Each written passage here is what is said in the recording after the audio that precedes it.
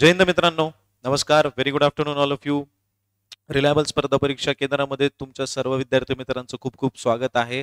उद्याचे भावी अधिकारी म्हणून तुम्ही हे सेशन बघत आहात, एवढी तुम्ही ही गोष्ट लक्षात ठेवा आणि याची आम्ही जाणीव ठेवतो. आणि याच उद्देशाने, याच सिस्टीममध्ये, याच प्रयत्नातून काही टॉपिक्स मी आता घेऊन आलो आहे, जेणेकरून विद्यार्थी मित्रांना आगामी जी 30 एप्रिलची परीक्षा आहे, त्याच्यानंतर जूनमध्ये जी राज्यसेवा आहे, त्याच्यात सुद्धा नक्की निश्चित फायदा होईल अशी आम्ही आशा बाळगतो आणि त्याच प्रयत्नातून आता ही सेवा तुमच्या पुढे मांडतो. आता दोस्तांनो, आजचं आपलं म्हणजे आफ्टर ब्रेक आपलं आजचं दुसरं सेशन आहे. आज काल तुम्ही जो पहिलं सेशन होतं त्याच्यामध्ये तुम्ही भरभरून जे प्रेम दिलंय ते कंटिन्यू तसंच देत राहा, तसा सपोर्ट करत चला. सेशन जर तुम्हाला इन्फॉर्मेटिव्ह वाटले तर त्याला लाईक करत चला, कमेंट्स करत चला, काही सजेशन्स असतील तर तेही मांडत चला. ओके, आणि तुमच्या मित्रांपर्यंत पोहोचत चला. आजही याच प्रकारचे काही टॉपिक्स मी तुमच्या पुढे घेऊन आलोय, जेणेकरून जे विद्यार्थी मित्र फुल्ली फोकस करतायत त्यांना त्याचा फायदा होईल. आणि नवीन विद्यार्थी मित्रांना पण हे लक्षात येईल की एक्झामच्या तोंडावरती मॅक्झिमम टॉपिक्स किती व्यवस्थितपणे आणि कशा प्रकारे ते हाताळले गेले पाहिजे, त्याचं अध्ययन झालं पाहिजे. तर जास्त वेळ न घेता आपण लगेच आता पहिल्या टॉपिकला सुरू करू दोस्तांनो. पहिला टॉपिक जो पुढच्या परीक्षेच्या दृष्टिकोनातून महत्वाचा आहे तो आहे महाराष्ट्र केसरी स्पर्धा. ही स्पर्धा आता खूप गाजली. ओके, आणि ही गाजली तर एखाद्या विजेत्यामुळे गाजली नाहीये, तर याच्यामध्ये काही कॉन्ट्रोवर्सी निर्माण झाली आहे. तर ह्या कॉन्ट्रोवर्सीमुळे ही स्पर्धा खूप जास्त गाजली. आणि मग जी गोष्ट ही खूप चर्चेमध्ये येत असते, खूप जास्त त्याच्यावरती वाद विवाद होत असतात, कॉन्ट्रोवर्सी होत असते, तर अशा गोष्टींना आयोग फार महत्वाचं त्याला लक्षात घेत असतो परीक्षेमध्ये. आणि मग आयोग वादविवादावरती कधीच प्रश्न टाकत नाही. आयोग मूळ कॉन्सेप्ट मध्ये जातो आणि त्या कॉन्सेप्टच्या मुळाशी काय आहे सिलेबसच्या मध्ये त्याच्यावरती आयोग प्रश्न विचारण्याचा प्रयत्न करतो. आणि मग तशा पद्धतीने आपल्याला सुद्धा त्या गोष्टी बघायला पाहिजे. हे अशा प्रकारचा डेटा मी तुमच्या पुढे आता मांडणार आहे. ओके, मग सगळ्यात पहिले काय तर आपल्याला इथे या चित्रामध्ये काही राजकीय नेते दिसत आहेत, खेळाडू दिसत आहेत. तर हा एक संदर्भ आपल्याला बघायला भेटतोय. बघा, या वर्षीचा म्हणजे 2023ला आता ही स्पर्धा पार पडली. ओके, आणि ही स्पर्धा कोणती तर महाराष्ट्र केसरी स्पर्धा ती पार पडली असून या स्पर्धेमध्ये जे विजेतेपद पटकवलंय म्हणजे महाराष्ट्र केसरी हा महाराष्ट्राच्या कुस्तीमधला सर्वोच्च गौरव आहे. हा जो मान सन्मान आहे हा मिळवणारा विजेता हा ठरला आहे शिवराज राक्षे. ओके, तर आता ही स्पर्धा पहिले तर प्रश्न कशावरती येतात, लोकेशनवर येतात, त्याच्या आवृत्तीवरती येतात, विजेत्यावर येतात, उपविजेत्यावर येतात. आणि याच्यामध्ये मी जसं सांगितलं तुम्हाला एक कंटेंट फोकस झाला आहे तो आहे सिकंदर शेख. याच्यावरती सुद्धा प्रश्न विचारले जाऊ शकतात. त्याच्यानंतर जो 5वा कंटेंट आहे तो मागील वर्षाचे विजेते याच्यावरती येऊ शकतं. याच्याशी रिलेटेड मी तुम्हाला अजून पुढे काही डेटा सांगणार आहे इथपर्यंत आल्याच्या नंतर. ओके, चल आता सगळ्यात पहिले तर महाराष्ट्र केसरी स्पर्धा या वर्षीची पुण्यामध्ये ती पार पडली आणि या वर्षीची जी आवृत्ती होती दोस्तांनो ही होती 65वी आवृत्ती. ओके, पुण्यामध्ये ती पार पडली आणि या अंतिम सामन्यामध्ये शिवराज राक्षे विरुद्ध महेंद्र गायकवाड अशी ही स्पर्धा लढवली गेली अंतिम सामन्यामध्ये. आणि मात्र शिवराजने महेंद्रला त्या ठिकाणी 6-4 अशा 6 नाही 8-1 ने आणि ती स्पर्धा त्याच्यामध्ये त्यांनी ती जिंकली आणि महाराष्ट्र केसरी होण्याचा मान मिळवला. याच्यामध्ये आता शिवराज राक्षे हा विजेता तर ठरलाय, पण अजून एक महत्वाची गोष्ट आहे की याने ज्याला फायनल मध्ये हरवलं त्याची सेमी फायनल मध्ये एका मल्लाशी, एका पहिलवानाशी त्याची लढत झाली होती. तो होता सिकंदर शेख. आणि सिकंदर शेख याची जी लढत झाली होती तर त्याच्यामध्ये पंचांनी जो निर्णय दिला त्याच्यावरती खूप मोठा वादविवाद निर्माण झाला होता. पण त्याच्यामध्ये कसं असतं दोस्तांनो, पंचांच्या कार्यवाहीवरती किंवा त्यांच्या कामगिरीवरती प्रश्नचिन्ह निर्माण करण्यात आले. आणि असं मत तिथं लोकांनी व्यक्त केलं की जी ट्रेडिशनल पद्धत आहे त्याच्यामध्ये जे 2 गुण प्राप्त होतात ते सिकंदर शेखला मिळाले जर असते तर सिकंदर शेख ही स्पर्धा जिंकला असता. फायनल मध्ये जाऊन याने महेंद्र गायकवाडच्या ऐवजी हा फायनल मध्ये गेला असता आणि शिवराज राक्षेला त्यांनी त्या ठिकाणी पराभूत केलं असतं. पण मात्र पंचांनी याच्यावरती स्पष्टीकरण दिलं की प्लस अजून याच्यावरती नंतर मग खूप मोठी मोठी मंडळी त्याच्यावरती आली, भरपूर मोठ्या राजकीय म्हणजे याच्या पराभवामागे काही राजकीय शक्ती असल्याचं सुद्धा त्या ठिकाणी प्रतिपादन करण्यात आलं. पण मात्र आंतरराष्ट्रीय विश्लेषक जे आहेत, राष्ट्रीय विश्लेषक जे आहेत, तर यांच्याकडनं ज्या वेळेला विचारण्यात आलं तर त्यांनी सुद्धा असं मत प्रतिपादन केलं की जे ऑलिम्पिक स्पर्धा पार पडतात त्याच्यामध्ये ज्या पद्धतीचे नियमावली आहेत तर त्या नियमावलीने इथे या सिकंदर शेखला तसे गुण प्राप्त झाल्यामुळे त्याला पराभूत घोषित करण्यात आलं आणि महेंद्र गायकवाडला विजेता घोषित करण्यात आलं. म्हणजे आपल्याकडे त्या ऑलिम्पिक स्पर्धांना चालना मिळावी म्हणून आता ऑलिम्पिकचे नियम आपल्याकडे ते आपण अंगीकृत केले असल्याचे तिथे वर्तविले गेले. आणि मग आपल्याला बघायला भेटतंय की सिकंदर शेखला याला सेमीफायनल मध्ये पराभव स्वीकारावा लागला, जेणेकरून याचा ज्याच्याकडनं पराभव झाला हा फायनलला गेला, पण मात्र हा शिवराज राक्षे यांच्याकडनं तो हारला. ओके, तर आता या वर्षीचा जो महाराष्ट्र केसरी ठरलाय तो कोण ठरला, तर शिवराज राक्षे ठरला. त्याच्यानंतर या स्पर्धेसाठी जे प्रमुख पाहुणे होते हे कोण होते, तर आपल्या राज्याचे उपमुख्यमंत्री श्री देवेंद्र फडणवीस साहेब आहेत, त्याच्यानंतर चंद्रकांत पाटील दादा आहेत, आणि त्याच्यानंतर आता राष्ट्रीय कुस्ती स्पर्धेचे जे अध्यक्ष आता सध्या त्यांनी राजीनामा दिलाय, ते पण एका वादाच्या भोवऱ्यामध्ये अडकले, श्री ब्रिजभूषण सिंगजी यांच्या विरुद्ध अलीकडे फार मोठं आंदोलन खेळाडूंमार्फतच करण्यात आलं. आणि त्या आंदोलनामध्ये एक निष्पक्ष अशी चौकशी व्हावी म्हणून यांनी स्वतःचा आता राजीनामा दिला.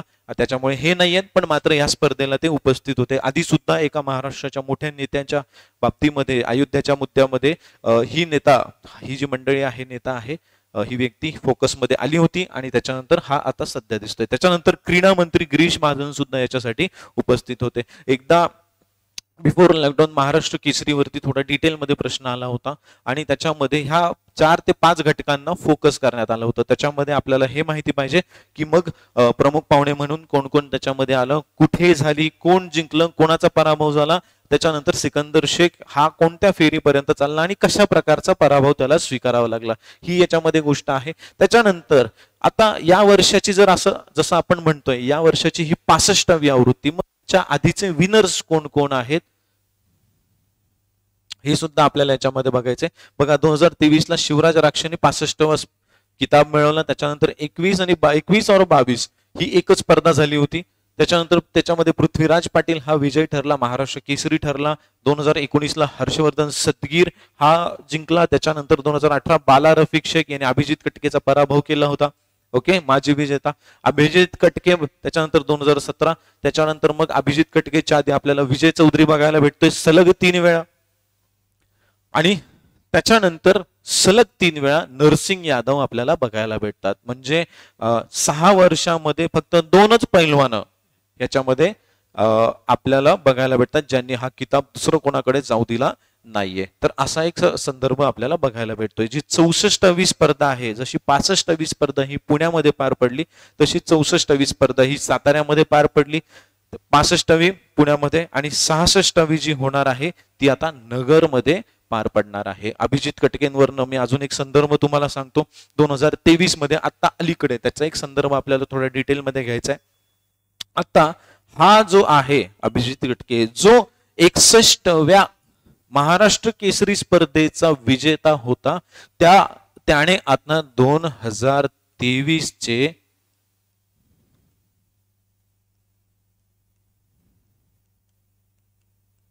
हिंद केसरी हा मान सुद्धा त्याने मिळवला आहे. हे सुद्धा लक्षात घ्या. 2023 म्हणजे जसं महाराष्ट्र केसरी ही स्पर्धा असते आपल्या महाराष्ट्राच्या अनुषंगाने, तसंच अखिल भारतीय पातळीवरती एक हिंद केसरी स्पर्धा असते. आणि विशेषतः या वर्षीची स्पर्धा ही कोणी जिंकली? अखिल भारतीय लेवलची स्पर्धा ही अभिजित कटकेंनी जिंकली आहे. क्लिअर? याच्यावरती डिटेल संदर्भ घ्यायचा आहे, पण मात्र नाव आल्यामुळे हा संदर्भ आपण इथे बघत आहोत. क्लिअर माझ्या दोस्तांनो इथपर्यंत? Yes or no? कुस्तीगीर परिषदेचे सध्या अध्यक्ष कोण आहेत आपले? तर रामदास तडस आहेत. त्याच्यानंतर कुस्तीगीर परिषदेचे उपाध्यक्ष सर्जेराव शिंदे हे आहेत. ओके, क्लिअर माझ्या दोस्तांनो? प्रश्न आला तर या व्यक्तीला पण आयोग सहजासहजी सोडणार नाही, याला त्या स्टेटमेंट्स मध्ये नक्की त्याला मोजलं जाईल.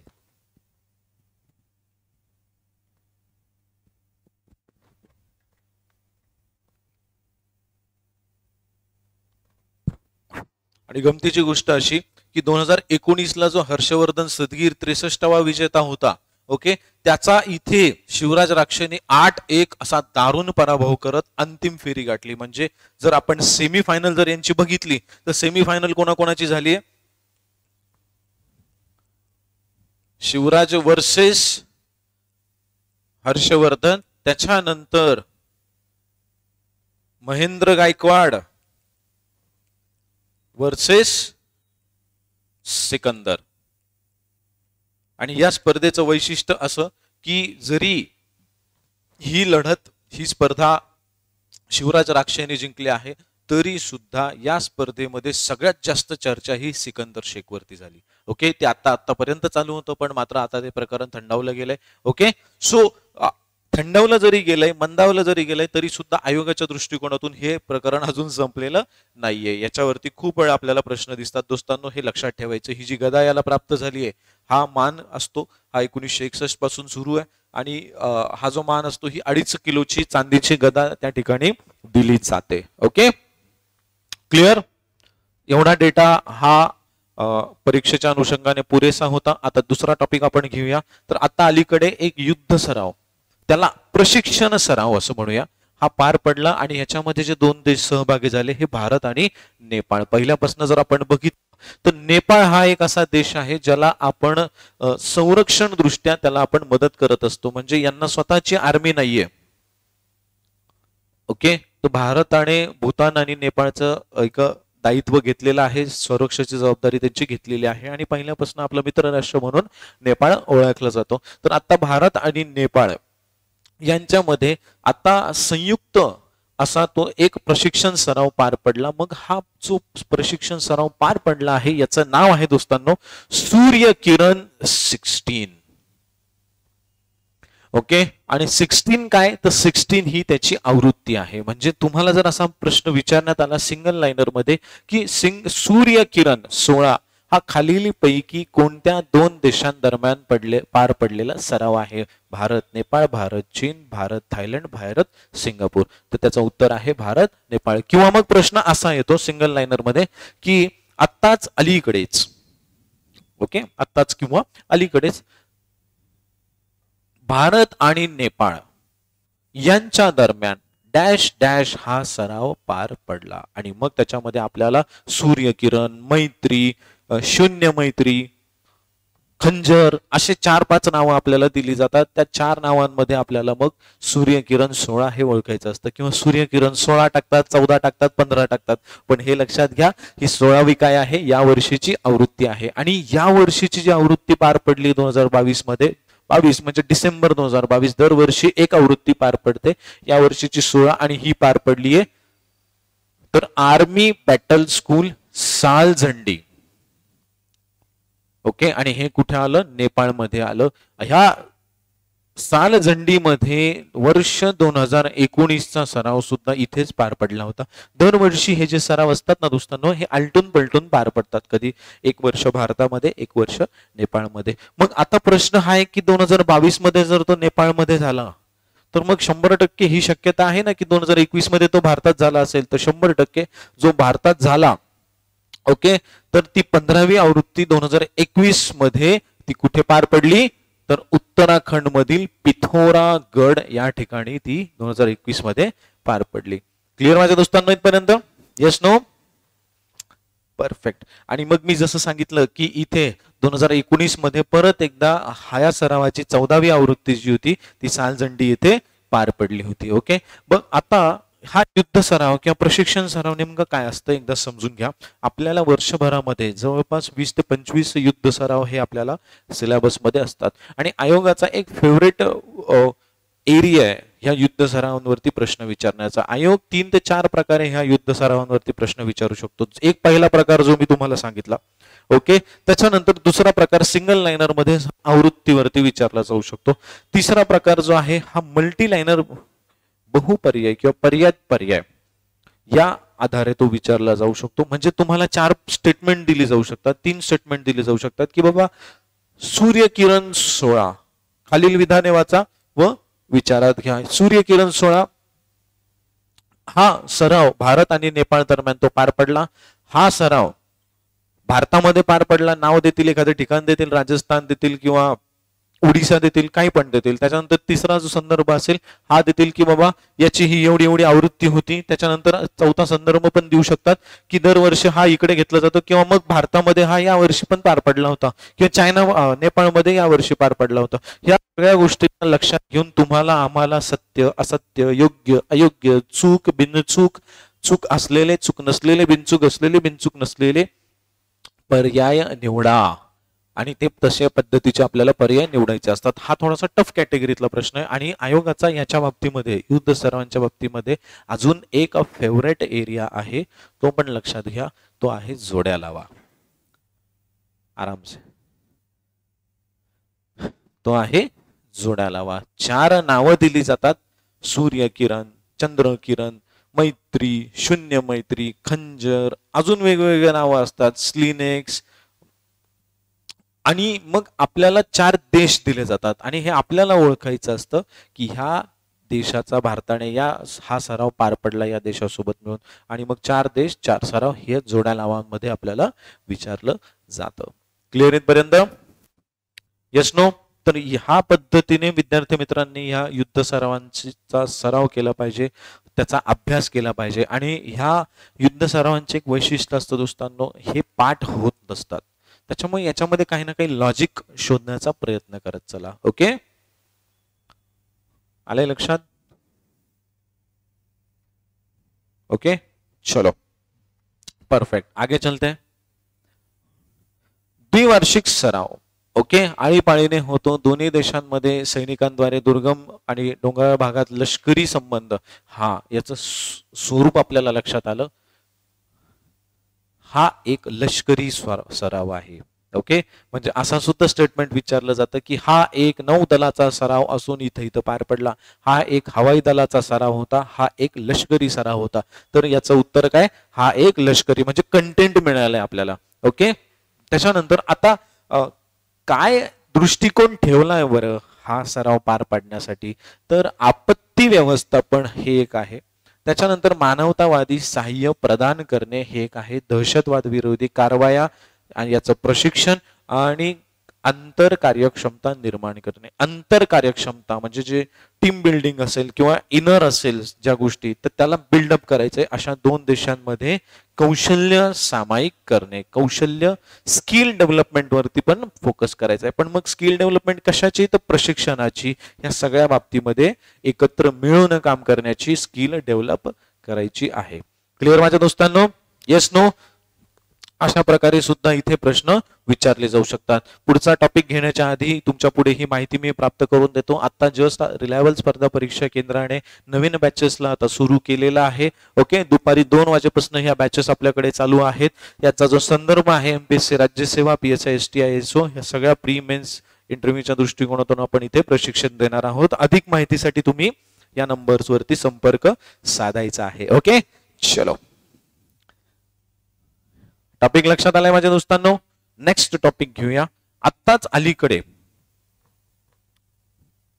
डिसेंबर 2022 मध्ये एक T20 स्पर्धा, क्रिकेट स्पर्धा, T20 ची क्रिकेट स्पर्धा पार पडली. आणि याचं वैशिष्ट्य असं, ही स्पर्धा ही अंधांसाठीची स्पर्धा होती. म्हणजे जी अंध लोक असतात, जे त्यांना आपण विजनलेस म्हणूया किंवा ब्लाइंड म्हणूया, तर अशी लोक, असे जे खेळाडू आहेत त्याच्यामध्ये सहभाग नोंदवतात आणि मग त्यांच्या दरम्यान ती T20 स्पर्धा पार पडली. ओके, आणि विशेषतः याचं जे विजेतेपद आहे, विश्व विजेतेपद, हे या वर्षी भारतीय संघाला प्राप्त झालं. आलं लक्षात? तर एक भारताच्या दृष्टिकोनातून आणि भारताच्या दृष्टिकोनातून आणि स्पोर्ट्स रिलेटेड ही एक खूप मोठ्या घडामोडींपैकी एक अशी समजली जाणार आहे. मग आता पहिले तर लक्षात घ्या, याच्यामध्ये कोणते कोणते देश सहभागी झाले होते किंवा झालेले असतात. एक आहे भारत, लक्षात ठेवा, बांगलादेश, ऑस्ट्रेलिया, बांगलादेश झालं, नेपाळ, दक्षिण आफ्रिका आणि श्रीलंका. ह्या 6 देशांचा याच्यामध्ये संबंध लागतो. ओके, आता हे 6 देश जे आहेत ना, 5 याच्यापैकी 5 देश असे आहेत जे आंतरराष्ट्रीय लेवलला नॉर्मल जे आहे ते क्रिकेट टीम पण आहेत, पण मात्र नेपाळचा याच्यामध्ये संबंध नाहीये. ओके, नेपाळ हा अण्णांसाठीच्या T20 वर्ल्ड कप मध्ये याचं नाव खूप वरती आपल्याला दिसतंय, कारण बऱ्याच वेळेस नेपाळ जो असतो हा कुठल्याही स्पर्धेमध्ये, जी विश्वचषक असेल, आशियाई असेल, या स्पर्धेमध्ये अण्णांच्या, तर त्याच्यामध्ये तो उपविजेता पण या लेवलला तो पोहोचलेला असतो. ओके, मग आता आपल्याला बघायचंय की या वर्षीची ही कितवी आवृत्ती होती? तिसरी T20 स्पर्धा होती, आणि विशेषतः या दोन्ही, याच्या आधीचे दोन्ही जे विजेतेपद आहे हे भारतानेच मिळवलेले आहेत. ओके, बघा आता डेटा बघूया. पहिले तर जी विजयी टीम आहे आपण त्याचं गौरव करतो, त्यांचं आपण कौतुक करतो, आणि यांचा आपल्याला अभिमान आहे की एवढ्या मोठ्या प्लॅटफॉर्मवरती यांनी भारताचं नाव रोशन केलंय, तिरंगा यांनी रोशन केलाय. ओके, चलो, अभिनंदन. आणि आता पुढे यांच्याबद्दल आपण समजून घेऊया. अण्णांसाठीच्या T20 विश्वचषक स्पर्धेत भारतीय संघाने तो पटकवला आहे. त्याच्यानंतर अंतिम सामन्यामध्ये संघानं बांगलादेशचा संघाचा 120 धावांनी पराभव केला. ओके, प्रथम फलंदाजी करताना भारतानं 20 षटकात 277 धावा केल्या होत्या. विजयासाठी 278 धावांचं आव्हान देऊन मात्र बांगलादेशने ऑल आउट अक्षर 157 धावा केल्या. काळजी करू नका दोस्तांनो, किती धावांनी वगैरे जिंकलो आपण वगैरे हे विचारलं जाऊ शकतं, यांनी किती केल्या असं विचारलं जाणार नाही. हा कंटेंट मात्र विचारला जाऊ शकतो. त्याच्यानंतर कंटेंट हा आहे कोणी कोणाला हरवलं. जिंकलं कोण आहे? इंडिया, आणि इंडियाने कोणाला हरवलंय? बांगलादेशला. म्हणजे असा प्रश्न येतो, स्टेटमेंट असं येतं की अलीकडेच भारताने T20 अण्णांसाठीचा T20 विश्वचषक जिंकला असून त्याने कोणत्या संघाचा पराभव केला? अंतिम सामन्यात कोणत्या संघाचा पराभव केला, किंवा अंतिम सामन्यामध्ये कोणत्या संघाचा पराभव करून किंवा कोणत्या देशाचा पराभव करून भारताने अण्णांसाठीचा T20 वर्ल्ड कप जिंकला. मग त्याच्यामुळे आता हे लक्षात घ्या, आयोगाचं फक्त हे मत नाहीये की तुम्हाला विजेते माहित पाहिजे, विजेते अख्ख्या दुनियाला माहिती आहे, पण हे सुद्धा त्या उमेदवाराला माहिती पाहिजे की अंतिम सामन्यामध्ये पोहोचणारा संघ सुद्धा त्याला पण कुठेतरी रिकॉग्नाइज केलं गेलं पाहिजे. म्हणून त्याच्यावरती पण आयोग प्रश्न विचारतो. मागच्या वर्षी नेपाळ होता उपविजेता, या वर्षी बांगलादेश आहे. म्हणजे आतापर्यंत जे झालं ना, आतापर्यंत किती झाले? 3 झाले. तर त्याच्या आधी नेपाळ होता उपविजेता, पण मात्र आता आपल्याला बांगलादेशचा संदर्भ लागतोय, आणि असे प्रश्न हे आयोग विचारतात. हा आयोगाचा एक स्वभाव आहे बरं दोस्तांनो. आणि असं बिलकुल कोणाला वाटायचं कारण नाहीये की इथे भारत म्हणजे फक्त भारतावरतीच प्रश्न आहे, असं नाहीये. भारत तुम्हाला क्वेश्चन मध्ये दिसेल. ओके, मात्र ऑप्शन मध्ये तुम्हाला बांगलादेश पण असेल, नेपाळ पण असेल, ऑस्ट्रेलिया पण टाकतील, श्रीलंका पण टाकतील. त्याच्यामध्ये तुमचं जे उत्तर असेल हे बांगलादेश असेल. कोणाला याच्यामध्ये काही प्रश्न असेल तर कमेंट बॉक्स मध्ये तुम्ही विचारू शकतात. हे 3 टॉपिक माझ्या विद्यार्थी मित्रांना लक्षात आले क्लिअरली? Yes or no?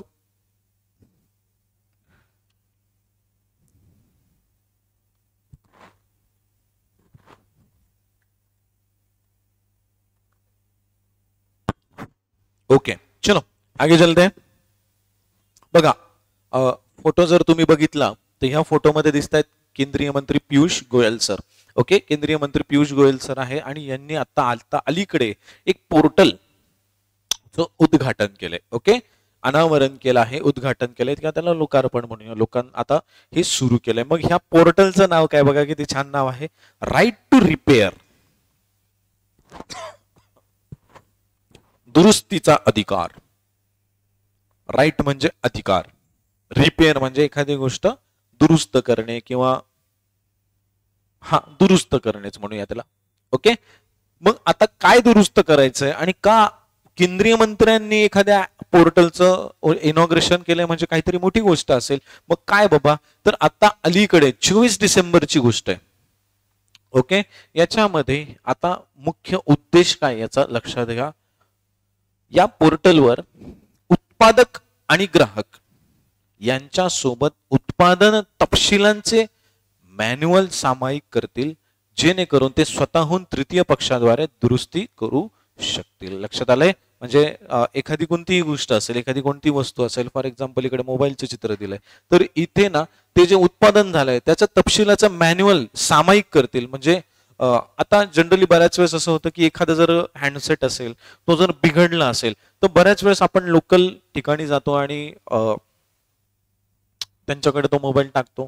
पण बरेच वेळेस प्रयत्न करून सुद्धा त्या लोकल लोकांना व्यक्तींना जो कोणी ते सर्व्हिस सेंटर असतात ओके लोकल लोकल तर ह्या सर्व्हिस सेंटरवाल्यांना बऱ्याच वेळेस ते हँडल होत नाही आणि मग त्याच्यामध्ये तिसऱ्याच गोष्टी होऊन जातात आणि मग खूप जास्त झाल्याच्या नंतर ते म्हणतात की यार आपको ये सर्व्हिस सेंटर पे दिखाना पडेगा उधर ही आपका काम होगा.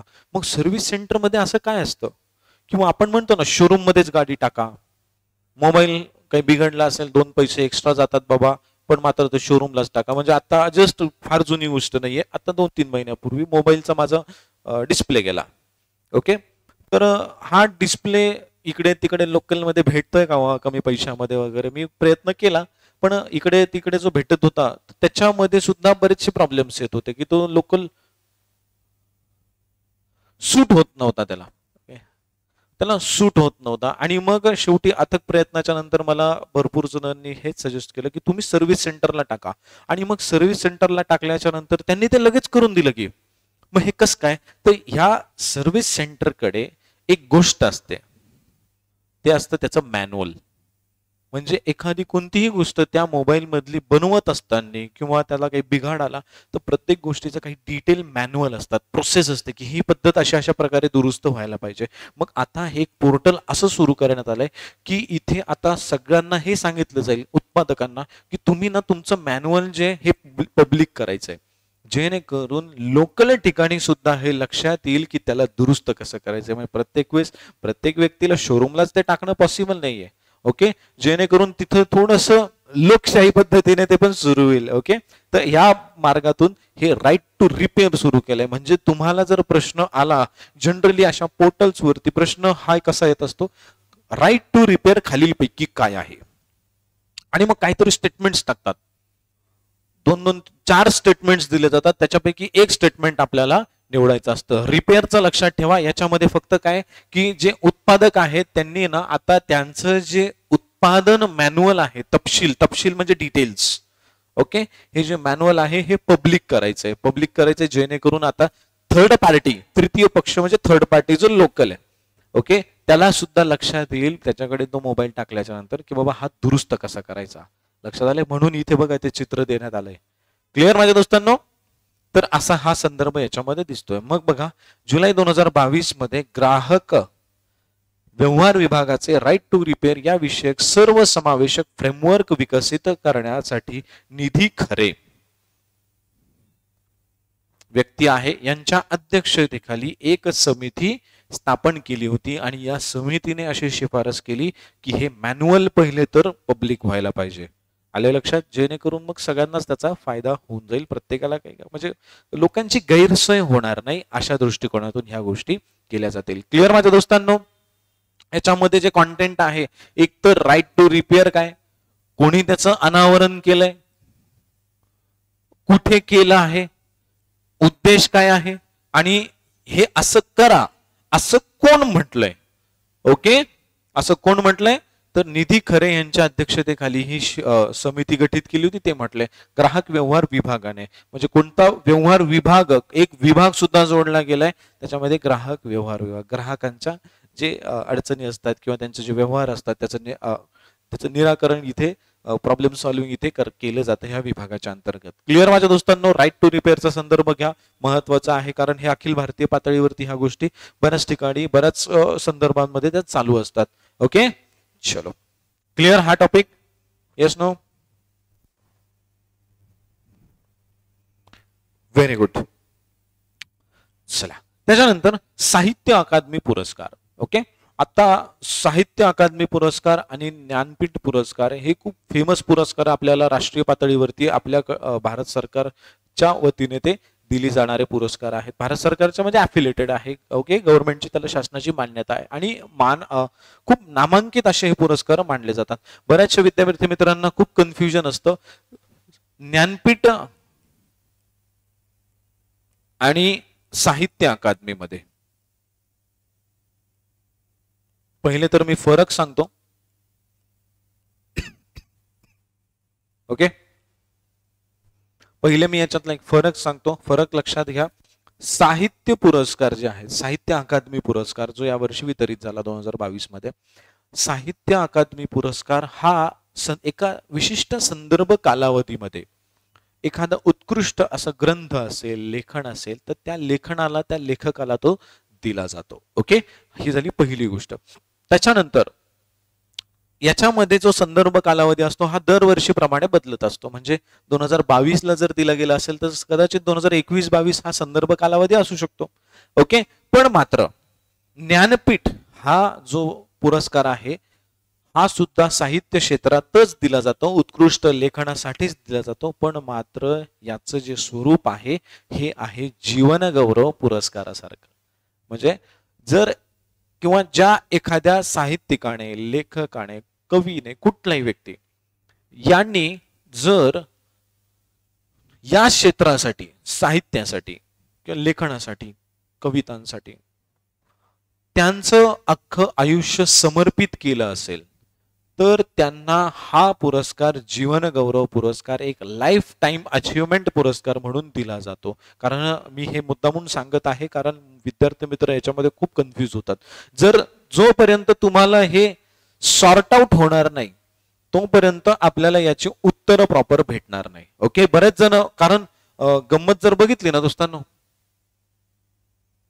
गंमत जर बघितली तर प्रॉब्लेम हा आहे की साहित्य अकादमी जरी विचारलं गेलं त्याच्यामध्ये सुद्धा ज्ञानपीठचे विजेते त्या ऑप्शन मध्ये दिसतात, ज्ञानपीठच्या विजेत्यामध्ये साहित्याचे पण ऑप्शन मध्ये आपल्याला लोक दिसतात. मग अशा वेळेला गोंधळ निर्माण होतो कारण त्यांना सगळीच नावं वाचली नाही असतं विजेता म्हणून, पण आपल्याला कोण कुठे बाबा हा मेन प्रश्न तिथं निर्माण होऊन जातो. आणि एखादा डेटा वाचलेला असताना सुद्धा आपल्याला कधी कधी भीतीपोटी निगेटिव्ह मध्ये न जाऊ म्हणून आपण त्याला कधी कधी स्किप करतो आणि हा फार मोठा धक्का असतो त्या पेपरमध्ये. माहीत असून सुद्धा थोडं इझी घेतल्यामुळे किंवा तो दृष्टिकोन लक्षात न आल्यामुळे, गोंधळल्यामुळे आपल्याला तिथे एक मार्क आपला गमावा लागतो, हक्काचा मार्क. ओके, तसं होऊ नये म्हणून हा एक छोटासा फरक होता. आता आपल्याला ह्या साहित्य अकादमी पुरस्काराबद्दल थोडीशी माहिती बघायची आहे आणि लगेच तुमच्या समोर काही विनर्स आहेत त्याचाही संदर्भ आपल्याला बघायचा आहे. ही अशा प्रकारची ट्रॉफी दिली जाते. ओके, या ट्रॉफीमध्ये मग आता हा जो पुरस्कार आहे ना, साहित्य अकादमी पुरस्कार, हा एकूण 24 भाषांसाठी दिला जातो. ओके, आपल्या भारताच्या संविधानामध्ये ज्या 8वं परिशिष्ट आहे भाषा, याच्यामध्ये 22 भाषा आहेत. ओके, 22 भाषांचा आपल्याला त्याच्यामध्ये संदर्भ दिसतो. ह्या 22 ऑफिशियल लँग्वेजेस ऑफ इंडिया आहेत. म्हणजे आजही बरेच जणांना असं वाटतं, आज बरेच जण असं म्हणतात, सर आपली राष्ट्रभाषा कोणती आहे? तर दोस्तांनो लक्षात घ्या, भारताला राष्ट्रभाषा नाहीये. बरेच जण हिंदी म्हणतात, हिंदी ही राष्ट्रभाषा नाहीये. जर हिंदी ही राष्ट्रभाषा असती तर साऊथच्या लोकांनी विरोध केला नसता. ओके, म्हणून आपल्या देशाला राष्ट्रभाषा नाहीये, आपल्या देशाला ऑफिशियल लँग्वेजेस आहेत.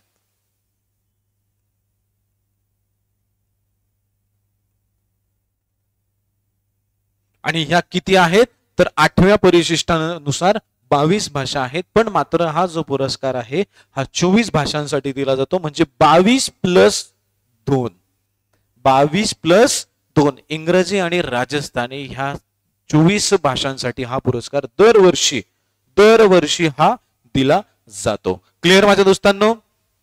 आणि ह्या 24 भाषांमध्ये एकूण 5 प्रकार पुरस्काराचे आपल्याला बघायला भेटतात. म्हणजे याची रचनाच अशा प्रकारे केली आहे. मग या वर्षीचं जर पुरस्कारांचं जर आपण या वर्षीचं नाही, जर वर्गीकरण बघितलं त्याचे 5 संदर्भ आहेत ते असे आहेत. साहित्य अकादमी पुरस्कार रचनात्मक लिखाणासाठी दिला जाणारा मुख्य पुरस्कार. मग भाषा सन्मान पुरस्कार आहे अनुवादासाठी, अनुवाद म्हणजे ट्रान्सलेशन.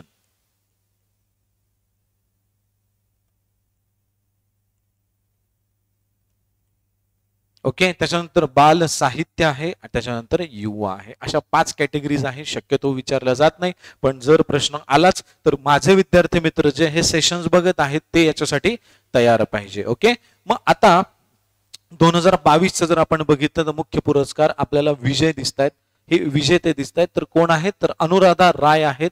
यांना इंग्रजी भाषेसाठी हा पुरस्कार मिळतोय आणि यांचं जे लेखन आहे ते आहे all the lives we never lived.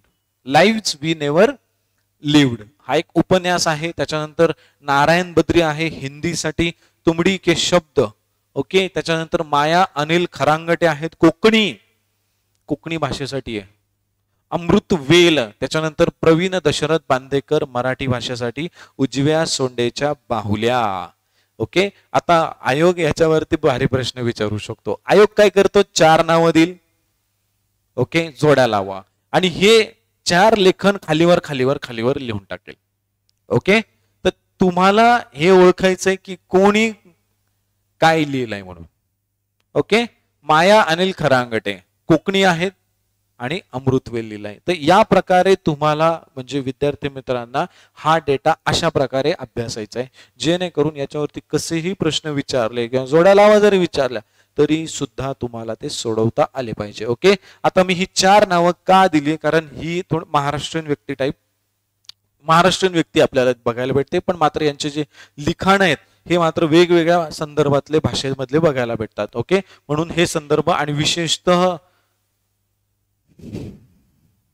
हे 2 तर कधीच विसरू नका. ओके. हे 2 कधीच विसरू नका. हे 2 फार महत्वाचे आहेत. क्लिअर माझ्या दोस्तांनो? ओके.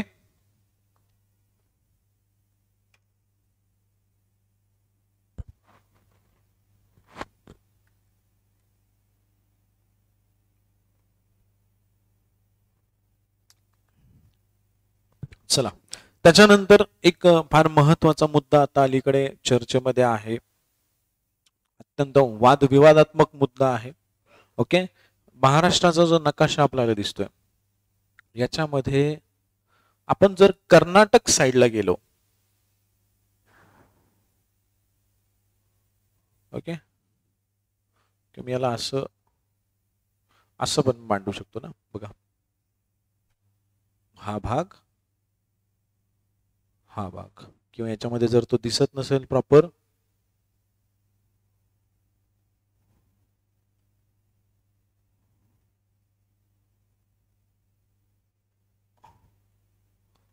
आता बघा,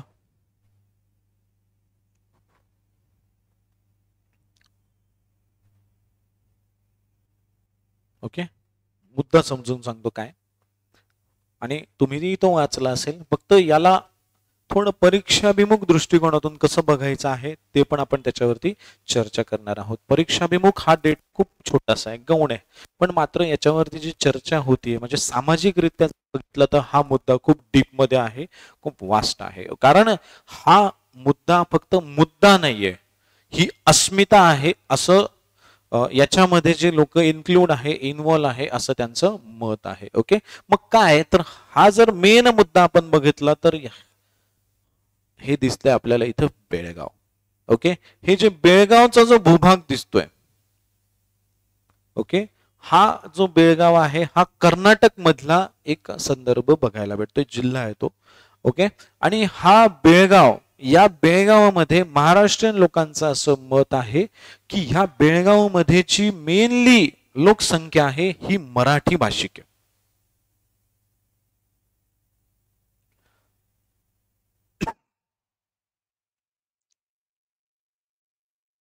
मराठी भाषिक लोकसंख्या याच्यामध्ये मुख्यतः आपल्याला बघायला भेटते. पण काय झालं दोस्तांनो, 1956 मध्ये जेव्हा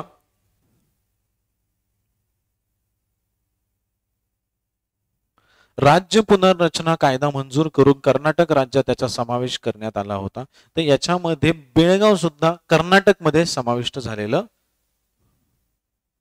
आपल्याला बघायला भेटतंय. पण मात्र इथं असं महाराष्ट्राचं आहे आणि तशी परिस्थिती बरेच वेळेस दिसून पण येते की आता ही जी लोक आहेत ना, साऊथ इंडिया मधली लोक आहे. ओके. आणि मी हे ठामपणे पण सांगू शकतो कारण आम्ही बऱ्याच वेळेस साऊथ मध्ये जातो किंवा तिरुपतीला गेलो किंवा साऊथ मध्ये मैसूरला वगैरे, म्हणजे माझा वैयक्तिक हा अनुभव, मला टीका नाही करायची पण मला रिअलिटी ही सांगू शकतो माझ्या वैयक्तिक अनुभवावरनं की जनरली आपण जातो, रामेश्वरला जातो, तिरुपतीला जातो किंवा मैसूरला जातो, बेंगलोरला जातो, मद्रासला जातो, चेन्नईला जातो आणि मलाही तो योग जो आला तो मला असं बघायला भेटलं की ही जी लोक आहेत साऊथ इंडियाची म्हणजे महाराष्ट्राच्या खालचे तेलंगणा, आंध्र प्रदेश, कर्नाटक, तामिळनाडू आणि केरळ ही जी 5 राज्य या 5 राज्यांची जी लोक आहेत ही नॉर्थ इंडिया म्हणजे महाराष्ट्राच्या वरती जो इंडिया आहे ह्या लोकांना एक्सेप्ट करायला तयार नाही, यांचं कल्चर एक्सेप्ट करायला तयार नाही. मुद्दा हा कल्चर एक्सेप्ट करण्याचा कधीच नाहीये, पण मात्र त्यांनी त्यांच्या संस्कृतीचं जपवणूक अशा पद्धतीने केली आहे की त्यांना हे बाकीचं सगळं गौण वाटतं, तुच्छ वाटतं, हे स्पष्ट मत.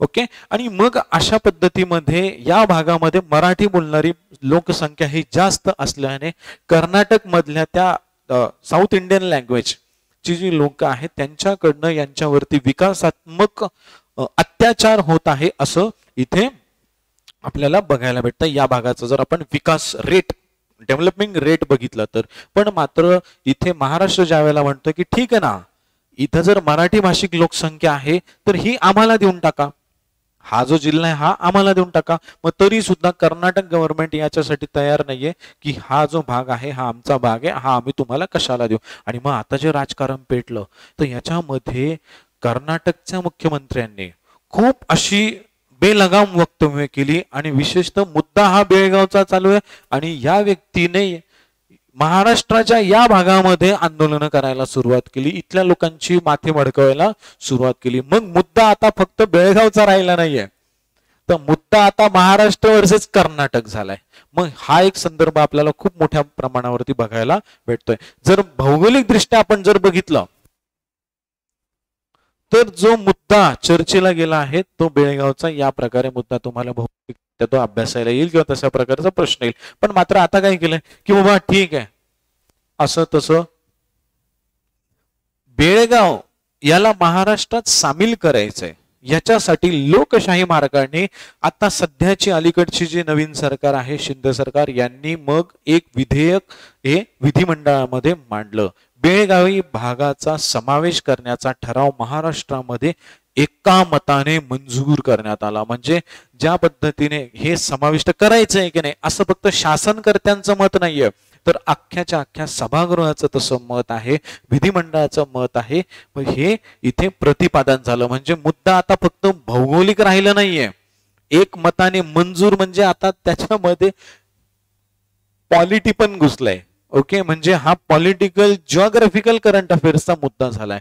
मग याच्यामध्ये बघा बेळगावी प्रदेश हा पश्चिम घाटातील सर्वात जुने आणि सुसंस्कृत ऐतिहासिक ठिकाणांपैकी एक बरोबर आहे. ओके. याला आपल्या मोठा राजकीय वारसा पण प्राप्त आहे, त्याला ऐतिहासिक वारसा प्राप्त आहे ह्या बेळगावला.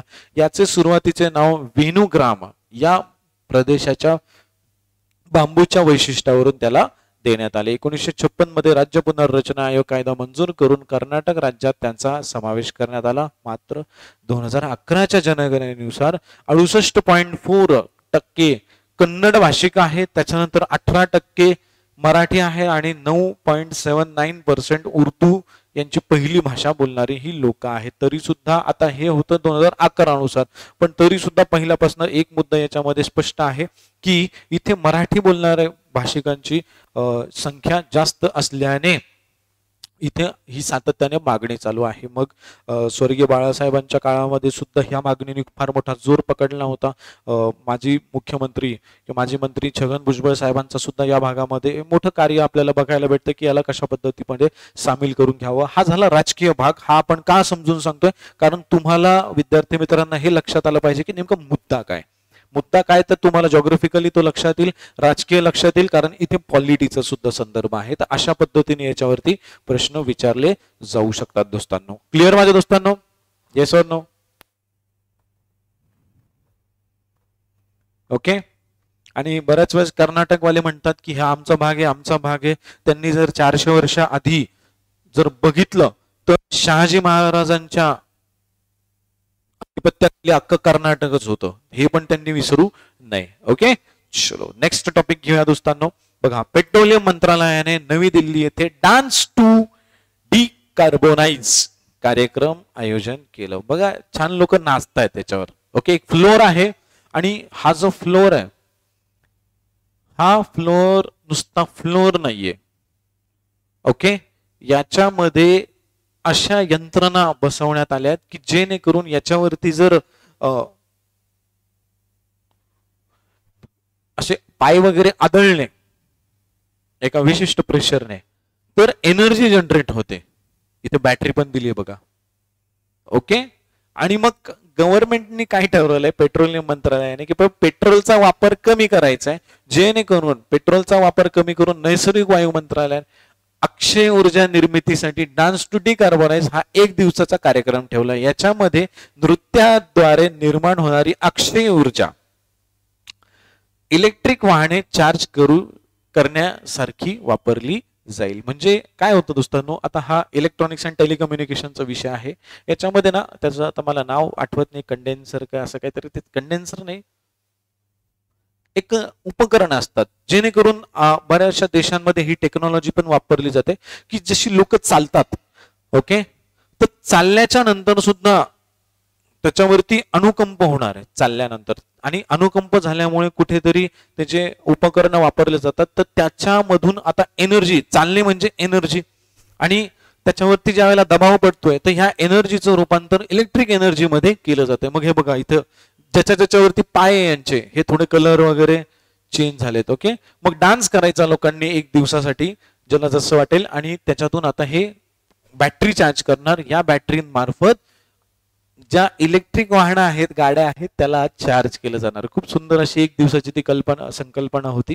नृत्य आणि संगीताच्या वापराद्वारे इव्हेंटमध्ये शाश्वत विषयातील सहभाग वाढवण्याची आशा भारताने व्यक्त केली. कारण आता 2070 पर्यंत एक उद्दिष्ट ठेवण्यात आलंय की निव्वळ शून्य उत्सर्जन, कार्बनचं निव्वळ शून्य, नेट झिरो उत्सर्जन, म्हणजे 0% कार्बन उत्सर्जनाचं एक उद्दिष्ट भारताने ठेवलं आहे. 2070चं टार्गेट हातात घेतलंय. म्हणजे आता अलीकडे आपण बघतो ना की इलेक्ट्रिक वाहनं येत आहेत, परत सीएनजी येत आहे, कंप्रेस नॅचरल गॅस येत आहेत, ओके, आणि पेट्रोलचा वापर किंवा पेट्रोलवरती जे आपलं अवलंबित्व आहे त्याला आता कमी करायचं आहे, आणि मात्र ह्या अशा पद्धतीने त्याला चालू करायचंय. काही दिवसांनी सोलार पण येईल. आता सोलार आघाडी आपण त्याच्यामध्ये घेतलेली आहे. मोदीजी लीडर आहेत, वर्ल्ड लीडर म्हणून त्याच्यामध्ये आपल्याला बघायला भेटतात. लक्षात आलंय दोस्तांनो? ओके. तर हा एक संदर्भ आहे. त्याच्यानंतर केंद्र सरकारने अनिल कुमार लाहोटी यांची रेल्वे बोर्डाचे नवे अध्यक्ष म्हणून नियुक्ती केली आहे. ओके. सिंगल लाईनर प्रश्न येऊ शकतो किंवा जोड्या लावांमध्ये ज्या नियुक्त्या असतात, काही महत्वाच्या संस्था दिल्या जातील, त्याच्यामध्ये ज्या व्यक्तींच्या नियुक्त्या झालेल्या आहेत त्या व्यक्तींची नावे दिली जातात आणि आपल्याला सांगितलं जातं की यांच्या जोड्या लावा म्हणून. तर हे संदर्भ आपल्याला रेल्वे मंत्रालयाच्या अंतर्गत दिसतोय. रेल्वे बोर्डाचे नवे अध्यक्ष म्हणून आता कोण कार्यरत आहेत नवीन, तर अनिल कुमार लाहोटी सर. ओके. यांचा चेहरा, यांचं चित्र आपल्याला बघायला भेटते बघा. ओके. 26 डिसेंबर रोजी यांनी हा पदभार स्वीकारला. ओके. त्यानंतर ते मध्य रेल्वेचे माजी व्यवस्थापक होते. डिसेंबर 2022 मध्ये त्यांची बोर्डाचे सदस्य म्हणून नियुक्ती करण्यात आली. त्यानंतर 1 जानेवारी 2023 पासून विनय कुमार त्रिपाठी यांच्याकडून अध्यक्षपद यांनी स्वीकारलं. 26 तारखेला शिक्कामोर्तब झालं. 1 जानेवारीला यांनी पदाचा कार्यभार स्वीकारला. म्हणजे परीक्षेच्या आधी 3-4 महिन्याच्या घडामोडी जास्त फोकस केल्या जात असतात, त्याच्यातला एक भाग आहे. 1984च्या बॅचचे Indian railway service and engineers चे ते अधिकारी आहेत. इतकी सिनियर व्यक्ती आहेत जी आता रेल्वे बोर्डाचे अध्यक्ष म्हणून कार्यरत असणार आहे. क्लिअर माझ्या दोस्तांनो? सिंगल लाईनर प्रश्न येऊ शकतो, पण मात्र एक छोटासा डेटा हा त्या व्यक्तीच्या कार्याबद्दल आपल्याला देणं गरजेचं असतं. ओके. त्याच्यानंतर आता अलीकडे एक सायकलपटू आहे. ओके. स्वाती सिंग यांना 30वा एकलव्य पुरस्कार प्राप्त झालाय. एकलव्य पुरस्कारावरती खूप प्रश्न येतात. ओके. एकलव्य पुरस्कार आपल्याकडे दिला जातो आणि यांना आता ह्या एका विशिष्ट सायकलपटूला हा पुरस्कार देण्यात आला. म्हणजे प्रश्न असा येईल सिंगल लाईनर मध्ये की अलीकडे चर्चेत असलेल्या किंवा एकलव्य पुरस्कार मिळविलेल्या स्वाती सिंग कोणत्या खेळाशी किंवा क्षेत्राशी निगडीत आहे. ओके. मग येईल football, cycle, table tennis, badminton, असं तुम्हाला 4 ऑप्शन येईल. त्याच्यामध्ये त्यांचं कार्य हे सायकल रिलेटेड आहे, त्याच्यामुळे तुम्हाला त्यांच्या कार्यावरती प्रश्न येऊ शकतात. ओके. हे लक्षात घ्यायचं आहे दोस्तांना. ओके. मग युवा क्रीडा प्रतिभांना प्रोत्साहन देण्यासाठी दरवर्षी हा पुरस्कार दिला जातो बाबा. आणि हे केव्हा रोजी 24 डिसेंबर. ओके. त्यानंतर फुटबॉलपटू प्यारी झक्सा आणि हॉकीपटू शिलांदा लाकरा यांचा या कार्यक्रमामध्ये गौरव करण्यात आला. त्यानंतर बिलियर्ड्स आणि स्नूकरचे विश्वविजेते पंकज अडवाणी हे या पुरस्काराचे प्रमुख पाहुणे होते. तर प्रणती मिश्रा या कार्यक्रमाच्या अतिथी होत्या. क्लिअर माझ्या दोस्तांनो. खूप जास्त डिटेलमध्ये विचारलं जाणार नाही, पण मात्र जे प्रतिभावान खेळाडू असतात त्यांना हा पुरस्कार दरवर्षी दिला जातो. या वर्षी जी आवृत्ती होती 2022 ची 30वी होती. मिळाला कोणाला? स्वाती सिंग, ज्या कोणत्या क्षेत्राशी निगडीत आहेत? तर सायकलपट्टू आहेत. क्लिअर माझ्या दोस्तांनो. ओके. आजचे हे टॉपिक्स तुम्हाला व्यवस्थित वाटले असतील, इन्फॉर्मेटिव्ह वाटले असतील तर याला नक्कीच लाईक करा, कमेंट करा आणि जास्तीत जास्त विद्यार्थी मित्रांपर्यंत ते शेअर करता येईल याचा सुद्धा एक प्रयत्न करा. परत आपण अशाच पद्धतीने कंटिन्युअसली भेटत जाऊया. आगामी परीक्षांसाठी कोणते कोणते महत्त्वाचे टॉपिक्स आहेत, तुम्हाला जो सेल्फ स्टडीचा लोड आहे तो आपण या लेक्चर्स मार्फत हलका करण्याचा प्रयत्न करूया. तुम्हाला जर हा व्हिडिओ इन्फॉर्मेटिव्ह वाटला असेल, आमची रिलायबल स्पर्धा परीक्षा केंद्रामार्फत आम्ही जी सेवा तुमच्यापर्यंत पोहोचवत आहोत ही जर तुम्हाला वर्थ वाटत असेल, या प्रोसेसमध्ये एक हेल्पिंग वाटत असेल तर मात्र याला नक्की तुम्ही लाईक करा, कमेंट करा, शेअर करा आणि अशाच पद्धतीने सपोर्ट करत चला. चालेल दोस्तांनो. आज पण इथे थांबूया, पण जाण्याच्या आधी परत एकदा तुमच्या पुढे ही स्लाइड मी 1 मिनिट प्रेझेंट करतो आणि इथे थांबण्याचा प्रयत्न करतो. चालेल. Thank you so much all of you. God bless you. Bye bye.